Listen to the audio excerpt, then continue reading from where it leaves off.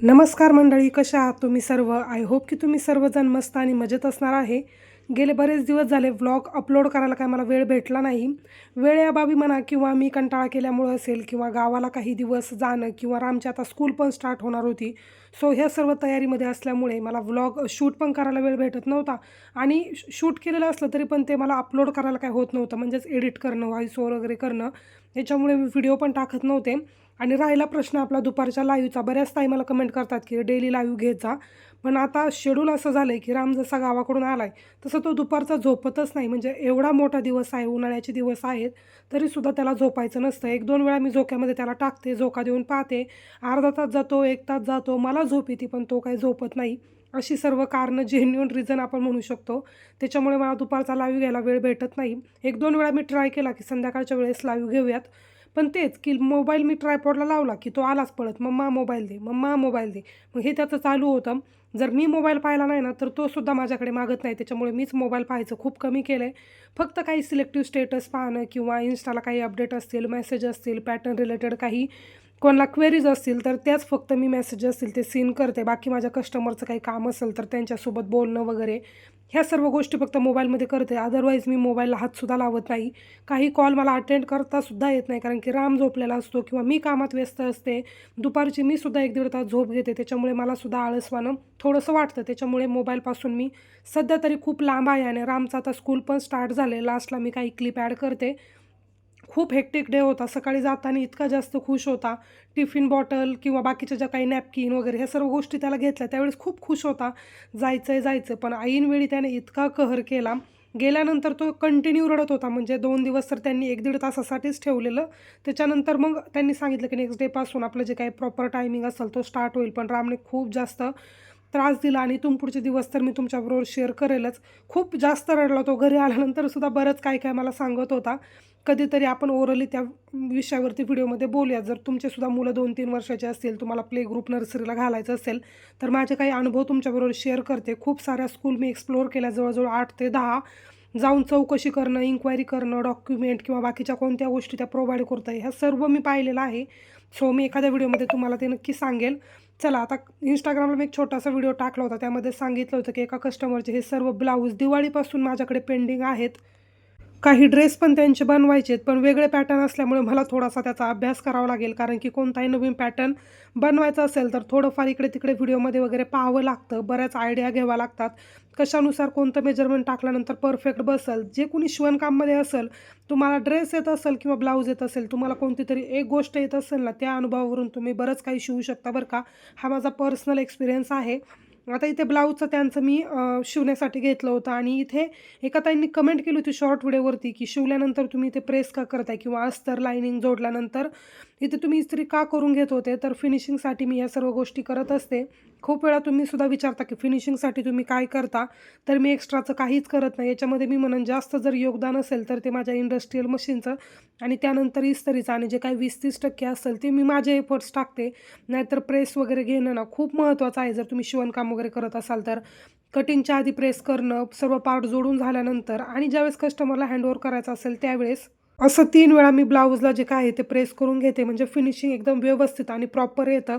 कुठेही कपड्याला फुगा वगैरे दिसत नाही आणि छान एकदम ब्लाऊजचं लूकसुद्धा येतं आणि कस्टमरही खुश होऊन जातं. कारण की ब्लाऊजच एकदम फिनिशिंगमध्ये दिसतो. त्यांचे सर्वच ब्लाऊज मी एकत्रित कट करून घेतलेत. एक फोरटक्समध्ये टाकला आहे, जेणेकरून की त्यांनाही त्याची फिटिंग पाहता येईल. तसंच जेव्हापासून मी शिवणकाम करते ना, तेव्हापासून त्या माझ्याकडे ब्लाऊज शिवतात. त्यांनी सुरुवातीला एक ब्लाऊज मला दिलेला आणि म्हटल्या होत्या की हे ब्लाऊज मला कसं बसतंय, त्यावरती मी दुसरे ब्लाऊज देईल शिवायला तुझ्याकडे. त्यांना ते ब्लाऊज खूप जास्त आवडलं आणि त्या खूप जास्त एन्करेजसुद्धा करतात. जेव्हा ब्लाऊजचं पॅटर्न वगैरे मला बनवायचं असेल त्यावेळेस तुला जसं जमतंय किंवा त्याला सूट होतंय तसं टाक. कधी त्यांचं कंपल्शन वगैरे नसतं की असंच बनव, तसंच बनव. त्यामुळे आपल्यालाही छान वाटतं. काही पॅटर्न नवीन एक्सप्लोर करायला भेटतात. खूप साऱ्या त्याच्यासाठी आपण सर्चिंगमध्ये लागतो की ह्या ब्लाऊजसाठी कोणतं पॅटर्न जाईल, कोणतं छान दिसेल. ह्या ब्लाऊजच्या सर्व ज्या काही डिझाईन असतील त्या नेक्स्ट व्हिडिओमध्ये मी तुम्हाला दाखवते. तुर्तात फक्त हे काही दिवस आहेत, जे पाठीमागचे दिवस होते. आता मला सुद्धा एक्झॅक्टली काही आठवत नाही मी कधी-कधी ह्या क्लिप शूट केल्या होत्या. फक्त सध्या तरी मला जे काही व्हिडिओमध्ये सांगायचं तेवढ्या गोष्टी ज्या आहेत त्या मी एक्सप्लेन करते. प्रयत्न करेल की रामचं स्कूल जेव्हा आहे त्यावेळेस सकाळच्या वेळेसच आपला लाईव्ह होत जाईल. मी दुपारी 3 वाजता घ्यायची, पण मला वाटतं आता सकाळच्या वेळेस होऊन गेला पाहिजे. सकाळीच मी जे काही व्हिडिओ असतील म्हणजे मला कटिंगचे, स्टिचिंगचे जे काही व्हिडिओ शूट करायचे आहेत, ते सुद्धा सकाळच्या वेळेसच करून घेईल. म्हणजे मला माझा वेळ भेटेल. एडिटिंगला कसंही डिस्टर्ब वगैरे होणार नाही. आणि एक गोष्ट म्हणजे उन्हाळ्याचे दिवस असल्यामुळे दिवस खूप मोठा आहे आणि कंटाळासुद्धा येतो आणि रामची स्कूल पण स्टार्ट झाली. सो त्याच्याकडे सुद्धा मला प्रॉपर लक्ष द्यायचं आहे. त्याच्यामुळे शिवणकामाचा लोड मी जरासा कमी केला आहे. मला वाटतं मागचे 15-20 दिवस झाले असेल. जास्त काही मी काम पण नाही केलेलं. दिवसाला 1 झाला तर 1, 2 तर 2 आणि जर रामनी कधी खूप जास्त कोऑपरेट केलं, चांगला झोपला वगैरे, तर मग मी जे काही माझं नेहमीचे 4-5 करायचे असतात ते सुद्धा करून घेते. आता वेळेवरती डिपेंड आहे की रामला किती वेळ द्यावा लागतोय किंवा त्याला स्कूलमध्ये आणून नेऊन सोडणं हे देखील मलाच पाहायचं आहे. त्यामुळे सर्व गोष्टी मॅनेज झाल्या पाहिजे. सकाळी मला लवकर उठावं लागतं कारण की यांचासुद्धा टिफिन जो आहे तो मी सोबतच देते आणि रामलासुद्धा आता थोडंफार स्नॅकमध्ये किंवा भाजी चपाती असं काही काही त्यांनी द्यायला सांगितलं आहे. रुटीन तर तसं मी तुमचं पुढं शेअर करेलच. आता 2 दिवस झाले मला तरी जरा रिलॅक्स वाटते कारण की सकाळी माझी लवकर कामं आवरत आहेत. दोघंही त्यांच्या त्यांच्या कामासाठी वेळेवरती पोहोचत आहेत आणि मलासुद्धा माझ्या कामासाठी वेळ भेटतोय. त्याच्यामुळे सध्या तरी मला छान वाटते की चला मला माझा स्वतःचा वेळ भेटतोय आणि एक काळजी मला रामची सुद्धा लागून राहते. जसं तो स्कूलमध्ये काल दिवसभर रडत होता ना, तसंच मी घरी केलं.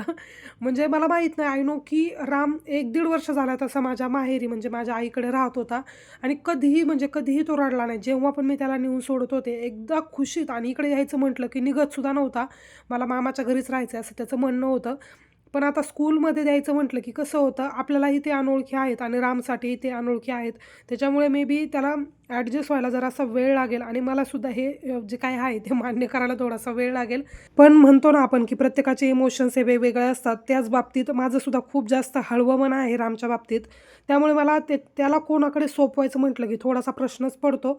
पण चला आता ही सुद्धा एक फेज आहे आणि स्कूलमध्ये तर त्याला मला कधी ना कधी पाठवावंच लागेल आणि तो त्याची रडारड तर करणारच आहे कारण की त्याला मला सोडून राहायची सवय नाही दिवसभर घरामध्ये आणि मामाच्या गावाला त्याला सवय लागलेली. त्याच्यामुळे तो तिकडे व्यवस्थित राहत होता. नाहीतर घरी अशा खोड्या करत असतो पहा. आता मी मोबाईलचा कॅमेरा ऑन केला आहे त्याच्यामुळे त्याच्या इथे खोडी चालू झाल्या होत्या आणि जसा मी मोबाईल हातात घेईन ना तसं तो काहीतरी ॲक्टिंग करायला चालू करतो. असे खूप सारे शॉर्ट व्हिडिओ माझ्याकडे त्याचे आहेत. त्याचं मी एक चॅनल पण ओपन केलेलं, पण तिकडे काही जास्त मी ॲक्टिव्ह नसते. फक्त गॅलरीमध्ये सेव्ह ठेवण्यासाठी मी ही सर्व गोष्टी करत असते. स्कूलला जाण्याच्या दिवशी त्याचा मी व्हिडिओ शूट केला होता पहा. जाण्याच्या आधी इतका खुश होता. गेल्यानंतर तिथे टिफिनसुद्धा त्याने फिनिश केला नाही. म्हटला की मला मम्माच्याच हाताने खायचा आहे. गाडीवर जसा बसला तसा म्हटला की मला खूप जास्त भूक लागली आणि घरी येऊन आता टिफिन खायचं त्याचं काम चाललं आहे. चला असा होता आजचा व्लॉग. कसा वाटला ते मला कमेंट करून नक्की सांगा. आवडला असेल तर लाईक करा आणि हो चॅनलवरती जर तुम्ही नवीन असाल तर नक्की सबस्क्राईब करा. फर्दर नोटिफिकेशनसाठी जर तुम्ही सबस्क्राईब केलं तर जेव्हा पण मी व्हिडिओ अपलोड करेल त्याचं नोटिफिकेशन तुम्हाला भेटेल आणि लगेच तो पाहून तुम्हाला एन्जॉयसुद्धा करता येईल. भेटूयात नेक्स्ट व्हिडिओमध्ये. बाय.